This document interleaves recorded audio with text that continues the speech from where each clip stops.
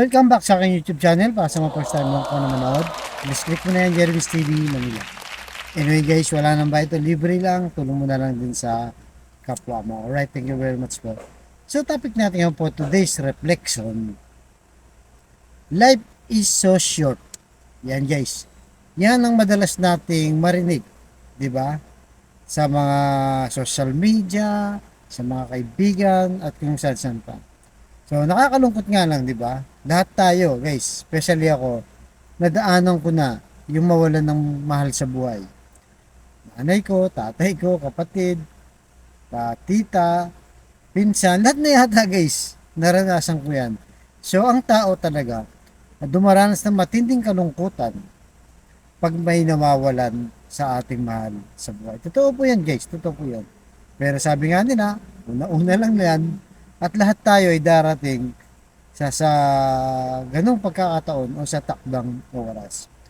So, sa Bible, itong si Santiago, di ba, Apostol Santiago, nagkwento ng mga buhay ng mga negosyante o mga grupo sila. Sama-sama sila, di ba, mayayaman sila, nagpaplano sila ng mas malalaki pang negosyo, nagpaplano pa sila para mas malaki silang kita, di ba? Nagpaplano sila kung saan silang bansang pupunta, diba? Sa panahon natin ngayon, sa Dubai, sa Singapore, US, Canada, diba? Europe at kung saan-saan pa. So marami talagang plano. Lalo na kung marami kang pera, marami ka talagang pwedeng iplano sa buhay. At mayroon pang nagpaplano na mga 5 years from now, diba? Ganito tayo, dapat ganito na yung kita natin. Dapat mayaman na tayo. So marami pa mga plano at gustong gawin sa buhay. 'Di ba? Pero hindi mo alam, siyempre, hindi mo alam. Lahat tayo hindi natin alam, guys. Kung ano mangyayari bukas. Kung 'yan mga pinaplano natin ngayon, 'di ba? Lalo na ang pinaplano natin ngayon ay hindi naman kasama yung Diyos. Kumbaga sariling diskarte lang na walang Diyos ang mga plano mo. Kaya nga sabi ni Santiago, ang buhay, di ba?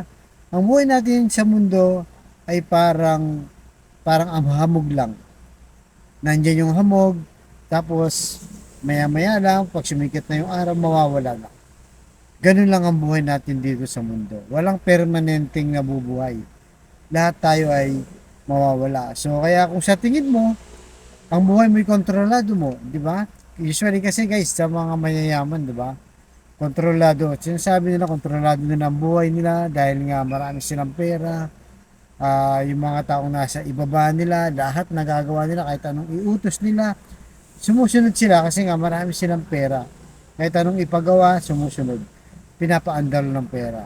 Minsan, so hindi na yun guys, hindi na kino-consider o hindi na sinasa puso na kung may Diyos pa ba o wala. Basta ang alam nila, mayaman sila, kaya nilang kontrolin ng lahat, okay lang kahit wala ang Diyos. Di ba? Kumbaga nakasalalay lang ang lahat para sa kanilang sariling diskarte lang. Kaya nga sabi ni Santiago, chapter 4 verse 15. Kaya nga ito ang dapat ninyong sabihin, kung loloobin ng Panginoon at mabubuhay pa tayo, ganito o kaya ganoon ang gagawin natin. And guys, yan ang mga sinasabi ng mga taong may takot sa Diyos o may tiwala sa Diyos at may Diyos. 'Di ba? Na sana loobin ni Lord. Kasi nga naman guys, kahit loobin mo kung hindi loloobin ng Diyos, wala 'di ba? Walang mangyayari. Kahit anong pa plano mo sa buhay, kahit maganda pa 'yan, pag hanggang bukas ka na, Pero hindi naman sinasabi ni Santiago dito, o hindi natin sinasabi na bawal magplano, di ba? Mas maganda kung magplano ka, yung may takot sa Diyos at kasama mo si Lord. Ang nakakatakot guys, yung nagpaplano ka nang hindi kasama ang Diyos. So doon papasok yung na hindi mo alam. Kaya talagang dapat na panalangin dyan kung loloobin ni Lord. Dahil siya lang naman ang nakakaalam kung hanggang kailan tayo, di ba? Siya yung may hawak ng ating buhay at ng ating bukas. Kaya nga mayroon din isang kwento sa Bible, di ba? Na mayaman din guys, mayaman. Hindi ko naman sinasabi guys lahat ng mayaman masama. Meron namang mabubuting tao. So, isang kwento rin sa Bible na na nag-harvest siya ng napakarami, di ba? Sabihin natin magsasaka para mas madaling isipin. Nakapag-ani siya ng napakaraming palay, di ba? Kaya ang sabi niya sa sarili niya, wow, ang dami kong na-harvest. Ang gagawin ko, paano kaya magkakasya to sa aking warehouse? Alam ko na, sabi niya, magpapagawa ako ng mas malaking warehouse. At doon ko ilalagay ang lahat ng aking ina-harvest. Pagkatapos noon, ang gagawin ko man na lang, uminom, mag-party, sumaya, kumain, talagang happy-happy na lang guys. Kasi nga naman, marami na sang ani, di ba? Kaya kaya niya nang gawin yon. Pero hindi niya naisama sa plano niya ang Diyos o sa plano niya na mamigay. Kumbaga naging selfish siya, gusto niya masolo lang yun. Kaya anong sabi ni Lord? Ganon isa kang hangal, sabi niya. Sino ngayon ang magmamana sa iyo sa mga hinarvest mo ngayon? Ngayong araw na to, babawiin na kita ng buhay. So, mamamatay na siya. Kung kukunin na yung buhay. Sino nga naman makikinabang? Di ba? Dahil nga nagplano siya ng sarili lang niya, ng makasarili lang, na wala ang Diyos, walang mabuting plano, kinuha tuloy siya ng Diyos, di ba? Kasi nga para sa sarili mo lang pala iniisip mo eh.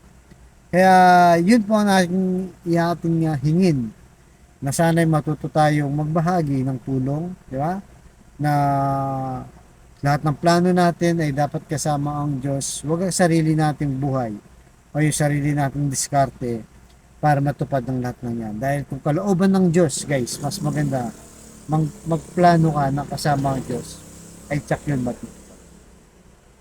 Kaya sa kapatid nating nanonood sa aking vlog na may matinding karamdaman, problema sa karamdaman, sa pamilya, at sa pinansya.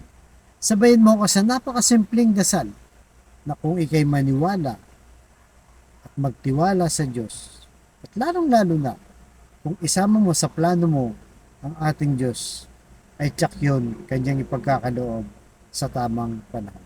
Tayo manalangin. Lord, i-bless niyo po ang kapatid naming nanonood sa aking vlog na malubhana ang karamdaman. Stage 4 cancer na, Lord. Tinaningan na po sa buhay. Ipuhin niyo po, Lord, ng iyong mapagpagaling na kamay. Apulusin niyo po ang kanyang katawan. Yakapin niyo po, Lord. Tanggalin ang kanyang karamdaman. Ibalik ang kalakasan. Lalong-lalo na para sa kanilang mga pamilya. At sa mga kapatid namin, kung ano pang nararamdaman, Lord, tanggalin niyo po at yakapin niyo sila. Ganon din po sa pamilyang nasira na, masisira pa na, Lord. Pagilumin niyo po mga sugat ng nakaraan na kanilang pinag-awayan. Pagbigkis-bigkis niyo po muli. Ibalik ang kanilang magandang relasyon sa pamilya. At ganoon din po, Lord, sa financial na kailangan namin lahat. Lalo na, Lord. Yung kapatid naming walang-wala. Ultimo pambili ng 1 kilo ng bigas, Lord. Yung problema, hinahanap pa, iniisip pa kung saan pukunin. Pambili ng ulam, ng gamot, at kung ano-ano pa, Lord. I-bless niyo po, Lord, ang aming hanap buhay. Samahan niyo po kami, Lord, sa aming mga plano para matupad po, Lord. Dahil kung wala kayo, Lord, wala po kami. Kaya humingi po kami ng kapatawaran sa inyo. Magsusumamo kami, magpapakumbaba. So, lahat na ito yung hiling namin sa matamis na pangalan natin, Panginoon Jesus. Amen and amen. To God all be the glory. Sa ngalan ng Ama, ng Anak, ng Diyos, Espiritu Santo. Amen. Thank you very much po.